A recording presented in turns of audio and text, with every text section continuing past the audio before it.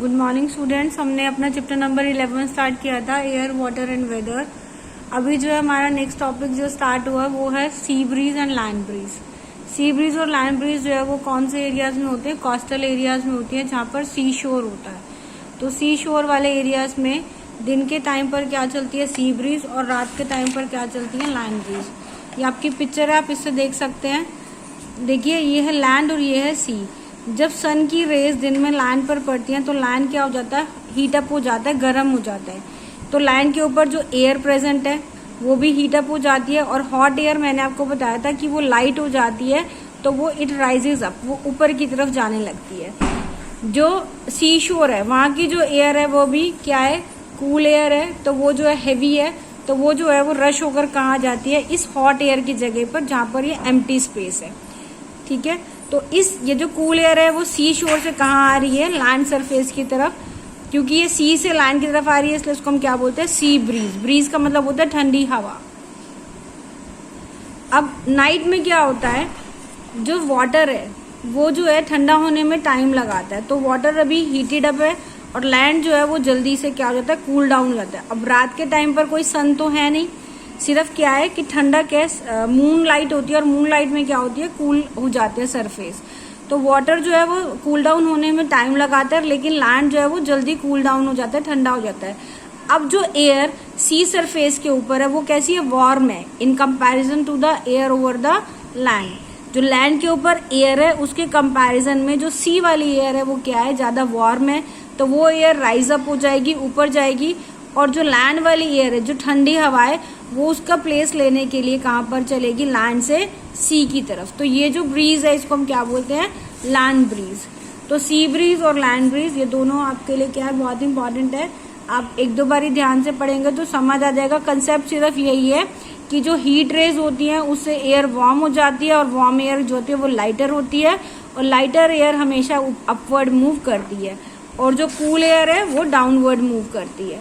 उसके बाद आपकी बुक में एक एक्टिविटी दी हुई है जिससे ये पता चलता है कि हॉट एयर जो है it rises up. Rises up means वो ऊपर की तरफ मूव करती है। एक कैंडल लेनी है और एक मैस्टिक लेनी है। मैस्टिक मीन्स माचिस लेनी है।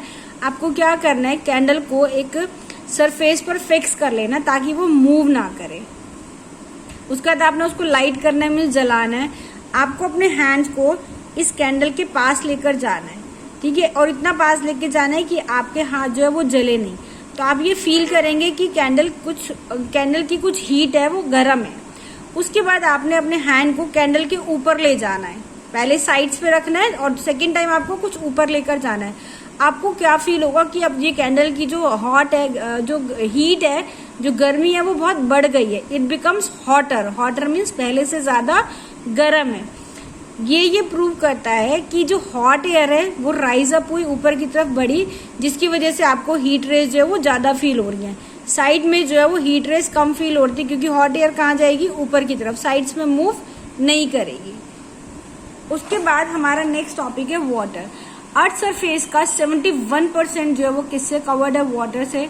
वाटर डिफरेंट फॉर्म्स में प्रेजेंट है। सीज, ओशन, पॉन्ड्स, लेक्स, ये सारे क्या है? सोर्सेज ऑफ वाटर है। और आइस की फॉर्म में, ग्लेशियर्स की फॉर्म में भी क्या होता है? पानी प्रेजेंट होता है। और कुछ वाटर अंडरग्राउंड में जमीन के नीचे भी प्रेजेंट होता है। एयर में भी वाटर प्रेजेंट होता है, ह्यूमिडिटी की फॉर्म में या मॉइस्चर की फॉर्म में। और वाटर जो होता है वो डिफरेंट फॉर्म्स में चेंज हो जाता है by the way of heating and cooling.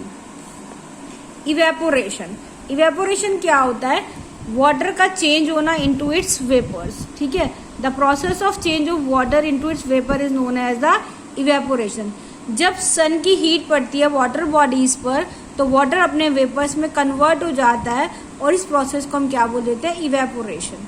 Evaporation के लिए क्या जरूरी है? सन, क्योंकि सन से ही हीट रेज आएंगी, उस हीट रेज से ही वाटर अपने वेपर्स में कन्वर्ट हो जाएगा। ऐसे ही हम जो ह्यूमन बीइंग्स हैं सॉरी, जब हम रेस्पायर करते हैं, सांस लेते हैं, तो वो एयर थोड़ी मॉइस्ट होती है, तो हमारी बॉडी से वाटर वेपर्स एयर में जाते हैं, या जब हमें स्वेटिंग होती है तो वाटर इवेपोरेट होके एयर में जाता है। तो हमारी बॉडी से भी कुछ पानी कहाँ जाता है? एयर में जाता है in the form of water vapours. और जब हमारी बॉडी से वाटर जो है वो रिमूव होता है वेपर्स की फॉर्म में, तो हमें प्यास लगती है, वी फील थर्स्टी। प्लांट्स और ह्यूमन बींग सारे के सारे सोर्सेज ऑफ इवेपोरेशन है। प्लांट की बॉडी से भी वाटर इवेपोरेट होता है, लीव्स से, स्टोमेटा के थ्रू। तो ये जो टाइनी ड्रॉपलेट्स जो वाटर की प्रेजेंट होती है एयर में, इन टाइनी ड्रॉपलेट्स को क्या बोलते हैं हम? मॉइस्चर।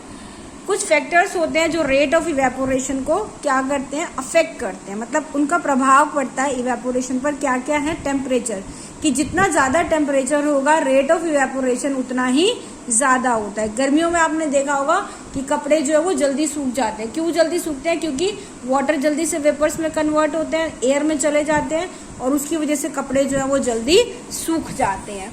उसके बाद एक्सपोज्ड एरिया। एक्सपोज्ड एरिया होते कितने ज़्यादा एरिया पर जो है वो सन रेज पड़ रही हैं, तो that is the exposed area. तो जितना ज़्यादा एक्सपोज्ड एरिया होगा, जितना ज़्यादा खुला सरफेस होगा, उतनी ही जल्दी इवेपोरेशन होता है। आपने देखा होगा अगर हम कपड़ों को फैलाकर डालते हैं तो वो जल्दी सूख जाते हैं, अगर आप उनको फोल्ड करके रखेंगे तो उनको सूखने में टाइम लगेगा, क्योंकि जितना ज़्यादा सरफेस एरिया होगा रेट ऑफ इवेपोरेशन उतना ही ज़्यादा होगा। Blowing wind also helps things to dry fast. आपने ये भी नोटिस किया होगा जब तेज हवाएं चलती हैं तो कपड़े जल्दी सूख जाते हैं, क्योंकि ब्लोइंग विंड से भी इवेपोरेशन का रेट जो बढ़ जाता है। मॉइस्चर, और अगर एयर में कम मॉइस्चर होता है तब क्लोथ जो है वो जल्दी सूख जाते हैं। अगर मॉइस्चर कम होता है तो क्या हो जाता है? क्लोथ जल्दी सूख जाएंगे। लेकिन अगर मॉइस्चर ज़्यादा होगा तो कपड़े सूखने में टाइम लगता है। ठीक है, तो एयर में जितना ज़्यादा मॉइस्चर होगा रेट ऑफ इवेपोरेशन उतना ही स्लो होगा, और इवेपोरेशन क्या होगा? स्लो होगा। ठीक है, थैंक यू।